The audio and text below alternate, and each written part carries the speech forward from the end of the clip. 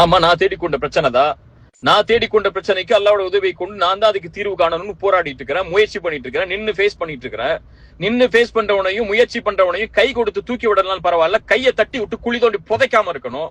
அந்த வழியை செஞ்சுட்டு எப்படி பாதிக்கப்பட்டவங்களுக்கு நீதி கிடைக்கும்னு நினைக்கிறீங்க? ஒருத்தனை முற்றிலுமா ஒழிச்சு விட்டுட்டு அவனை எழுந்துக்கவே செய்ய விடாம பண்ணிட்டு அவனை எந்த காசு பணமா அவன் பக்கத்துல நெருங்க விடாம பண்ணிட்டு அவன் மத்தவங்களுக்கு பாதிக்கப்பட்டவங்களுக்கு காசை கொடுக்கணும்னா எப்படி கொடுப்பான்? யாரு கொடுப்பா? எப்படி கொடுக்க முடியும்? நீதியை நேர்மையா செயல்படுத்த விரும்புறவன கொஞ்சம் சறுக்கிட்டானா கை கொடுத்து மேல தூக்கி விடணும். அவனை முற்றிலுமா அழிக்கணும்னு நினைக்கக்கூடிய இந்த குணம் என்ன குணம்? என்ன உங்களுக்கு அப்படி என் மேல வைத்தறிச்சல்? உங்களுக்கு என்ன? உங்களுக்கு என் மேல பொறாம வந்துருச்சு? அப்படி என்ன? நீங்க ஒருத்தனை இப்படி ஒருத்தனை குழி தோண்டி புதைக்கணுங்கிற அளவுக்கு என்ன எண்ணம்? நான் உங்களுக்கு என்ன பண்ணிட்டேன்? அப்படி என்ன பண்ணிட்டேன் உங்களுக்கு? எவ்வளவு வன்மத்தை கக்குறீங்க? எல்லாரும் சொல்றாங்க உங்களுக்கு கீழேயே. ஏங்க அவரை போட்டு இழுத்து 2:30 மணிக்கு உட்காந்து கமெண்ட் எழுதிருக்கீங்க? அவரை பத்தி வைத்தறிச்சலா? என்ன உங்க மனசுல என்ன இருக்கு சொல்லுங்க. ஒருத்த அழியணும்னு இருக்கா? ஒருத்த சாவணும்னு இருக்கா? இல்ல செத்து போனா நிம்மதி அடைவீங்க? அன்னைக்கே கேட்டேன், ஒருத்தருடைய மௌத்து தான் உங்களுக்கு நிம்மதி கொடுக்குமா? என்ன செய்ய விரும்புறீங்க? ஒருத்தர் காசை வாங்கியிருக்கா, வியாபார தொடர்பு நடந்திருக்கு, கடன் வாங்கியிருக்கா, அந்த கடனை திருப்பி கொடுக்குறான், வியாபாரத்துக்கு நஷ்டம் ஏற்படுச்சா அதை எப்படி சரி கட்டி அந்த காசை கொடுக்கணும்னு முயற்சி பண்றான். அதை செய்யறதுக்கு வழியை கொடுங்க. அல்லது ஒரு தரப்பை மட்டும் கேக்குறீங்க, இன்னொரு தரப்பை கேட்க மாட்டேங்கிறீங்க. என் தரப்புல ஒரு வார்த்தை இந்த மாதிரி காசு கொடுக்குற சொன்னாங்களே, இவங்களுக்கு ஏதாவது கொடுத்துருக்கீங்களா? என்ன அடிப்படையில வாங்கியிருக்கீங்க? எந்த அடிப்படையும் இல்லாம சும்மா வாய்க்கு அந்த மாதிரி உட்கார்ந்து எழுதிக்கிட்டும் வாய்க்கு அந்த மாதிரி மத்தவங்க சொல்றதை கேட்டுக்கிட்டு நீங்க செய்யக்கூடிய இந்த விதமும் எந்த அடிப்படையில நியாயம்னு சொல்லி யார் வந்து நிப்பா? உங்க தரப்புல இருக்கக்கூடிய கேள்விகளை நான் கேட்டா நீங்க தாங்குவீங்களா? இவ்வளவு வருஷம் பொருளாதாரங்கிறீங்கல்ல, பொருளாதார குற்றச்சாட்டுங்கிறீங்கல்ல, எந்த அடிப்படையில நடத்துறீங்க? சதக்கான கலெக்ட் பண்ற காசெல்லாம் எங்க நீங்க ஒண்ணு சேர்க்கிறீங்க? அதுல எப்படி நீங்க செலவழிக்கிறீங்க? இங்க அக்ரிமெண்ட் இருக்கு, வியாபாரம் கொடுக்கல் வாங்கலுக்கு இடையில 2 பேருக்கு இடையில பிரச்சனைகள் இருக்கு. அந்த இன்ஸ்டிடியூஷன் எப்படி நடத்துறீங்க? அத்தனை சதக்காவுடைய காசு எங்க போகுது? பள்ளிவாசல் கட்ட போற சொல்லி இத்தனை வருஷம் கலெக்ட் பண்ணீங்கல்ல, அந்த காசெல்லாம் எங்க முறைப்படுத்தி செயல்படுத்தப்பட்டுச்சு? கேட்கவா கேள்விய?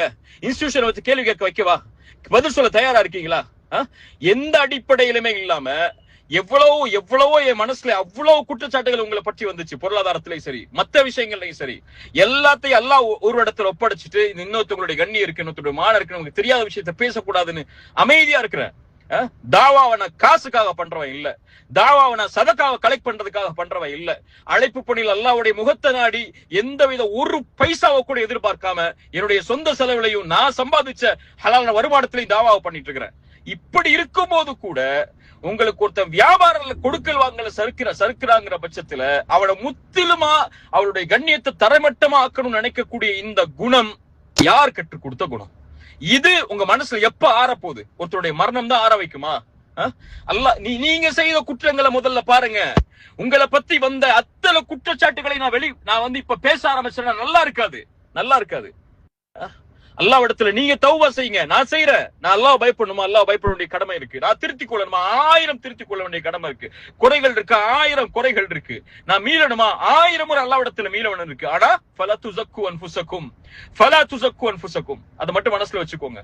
அல்லாஹ் ஒருவனுக்கு தான் தெரியும் அவனை யார் பயப்படுறா, யார் எந்த பிரச்சனையில இருந்து மீள ஆசைப்படுறா, யார் அவனுடைய பாதையில மீண்டும் திரும்பி வர ஆசைப்படுறான்னு சொல்லி உங்களை திருத்திக் கொள்ளுங்க. நான் இவ்வளவு நாள் இவ்வளவு கண்ணியத்தோட இருந்தேன். ஆனா நீங்க இவ்வளவு கீழ்த்தரமா ஒரு மனிதனுடைய வாழ்க்கைய, ஒரு மனிதனுடைய குடும்பத்தை முற்றிலுமா தரைமட்டமா ஆக்கணுங்கிற எண்ணத்தை கொண்டு செயல்படுறீங்கன்னு தெரிஞ்சதுக்கு அப்புறம் இனிமே எப்படி அந்த கண்ணியத்தை உங்களுக்கு நான் கொடுக்க முடியும் எனக்கு தெரியும்.